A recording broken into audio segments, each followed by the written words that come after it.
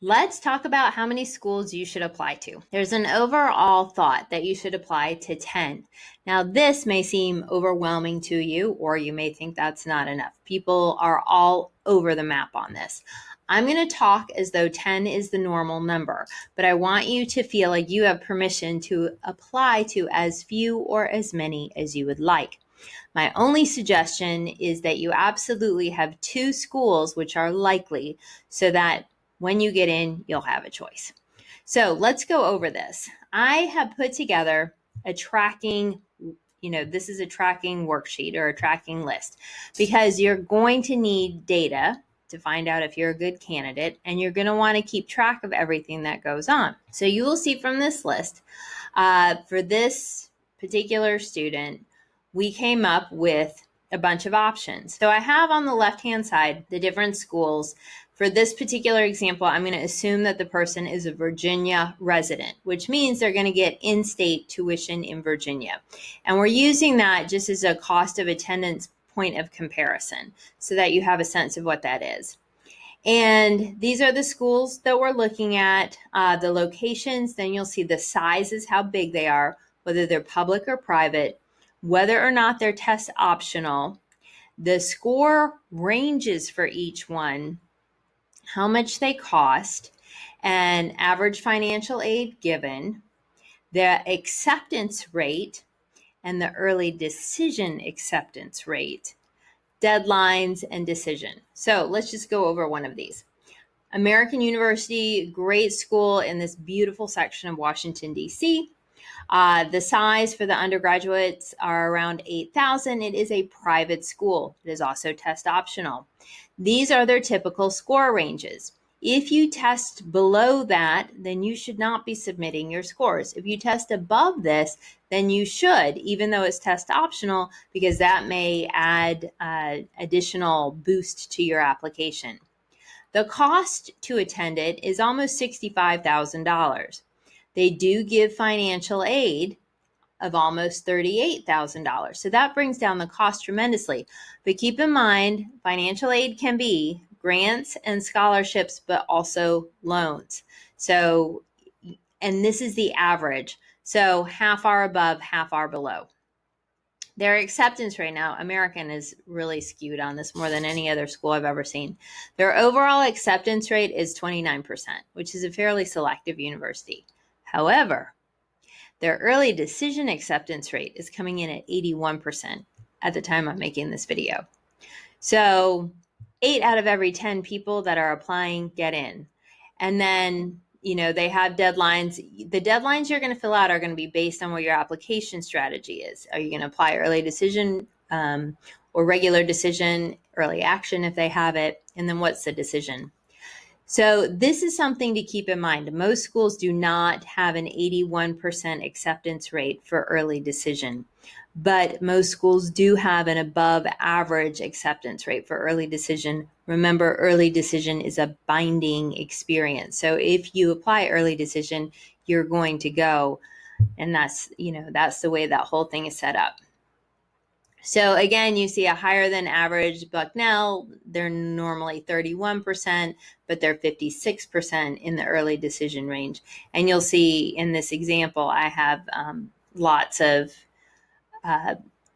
schools' numbers because I want you to see them, and you can find this data on the common data set. And that is in the videos, how to go through the common data set and find this, because this is super important information for you. One thing I do want to show you is the in-state. So again, I said this was an in-state person.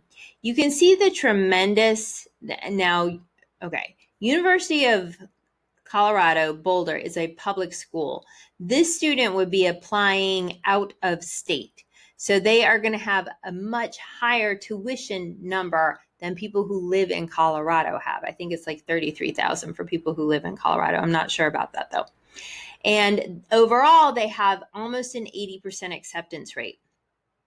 Let's talk about this number for a minute, acceptance rate.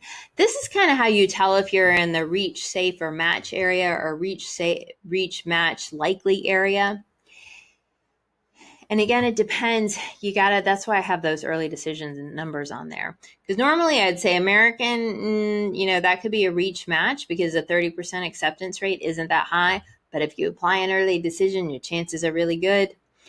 Boulder's going to be depending on anything in the 70s, 80s, 90s. That's going to be on the more likely side if you're a fairly decent student.